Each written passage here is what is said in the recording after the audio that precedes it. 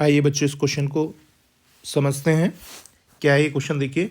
To lines are given to be parallel, तो दो line क्या है, पैरेलल लाइन है, ठीक है। The equation of one of this line is 5x minus 3y is equal to 2। तो इन दो दो लाइनों में एक लाइन की इक्वेशन हमें दी हुई है। The equation of second line can be, तो सेकेंड लाइन क्या होगी वो इन ऑप्शन में से हमें बताना है क्या होगी, ठीक है। तो देखो, हाँ, आपको पता है जब दो लाइन पैरेलल होती हैं तो उनमें कंडीशन अप्लाई क्या होती है। कंडीशन अप्लाई होती है A1 upon A2 is equal to B1 upon B2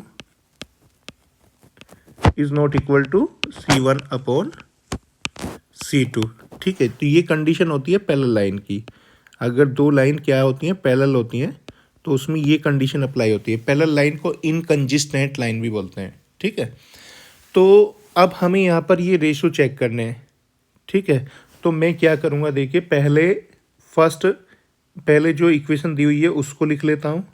5x minus 3y is equal to 2, और इसके साथ लिख लेता हूँ ऑप्शन ए को। ऑप्शन ए क्या है मेरे पास, माइनस के 15x, ठीक है, माइनस के 9y इज इक्वल टू 5। अब फिर से मैं यहाँ पर क्या लिख लेता हूँ, जो इक्वेशन दी हुई है उसको लिख लेता हूँ। 5x minus 3y is equal to 2, और इसके साथ ऑप्शन बी को लिख लेता हूँ। 15x प्लस के 9y इज इक्वल टू 5, और फिर से मैं गिवन इक्वेशन को लिख लेता हूँ। 5x minus 3y is equal to 2, और इसके साथ ऑप्शन सी को ले लेते हैं। 9x plus 15y is equal to 6, ठीक है।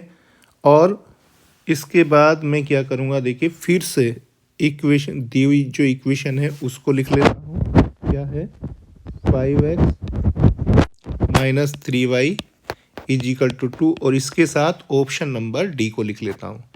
माइनस के 15x plus 9y is equal to 5। अब देखिए मैं इसको कैसे करूँगा, ध्यान से समझिए। तो देखो, पहले तो हम चेक करेंगे साइन कैसे चेक करेंगे, देखो अब ध्यान से देखते रहना। देखो यहाँ पर इस फर्स्ट पेयर में इसमें देखेंगे, इसमें देखेंगे, तो देखो यहाँ पर क्या हुआ है, देखिए साइन चेंज हो गया है, यहाँ पर साइन चेंज नहीं हुआ है, ठीक है। तो ये हमारा ऑप्शन गलत होगा, ऑप्शन ए हमारा गलत हो जाएगा, ठीक है। क्योंकि दोनों के या तो साइन चेंज होने चाहिए या दोनों के साइन चेंज नहीं होने चाहिए। यहाँ पर एक का साइन चेंज हो गया है, एक का साइन चेंज नहीं हुआ है।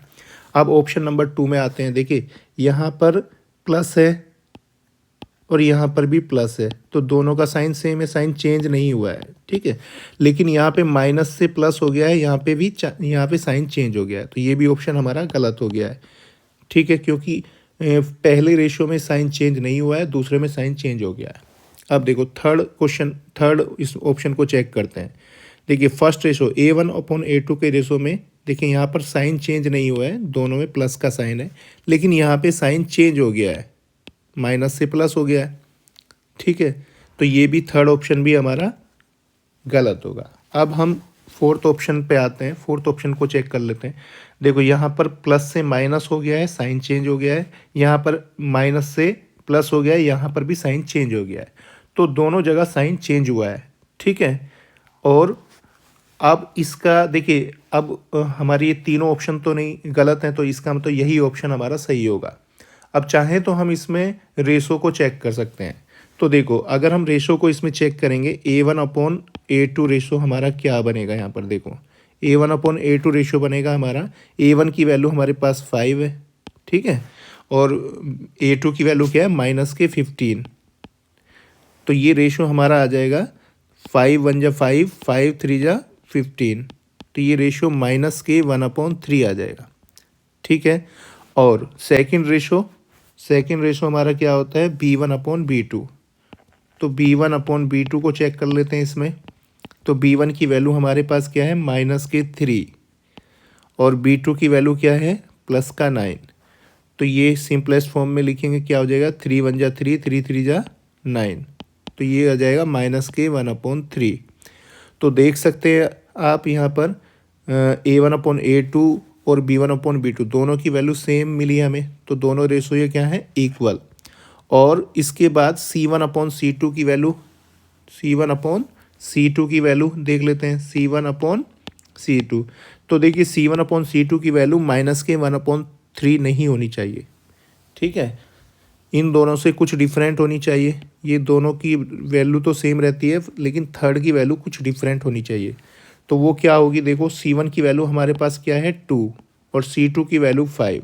तो देख सकते हैं आप C1/C2 की वैल्यू फर्स्ट दोनों रेशो से क्या है, डिफरेंट है। तो हम क्या कह सकते हैं, ये दोनों लाइन क्या है, पैरेलल, ठीक है।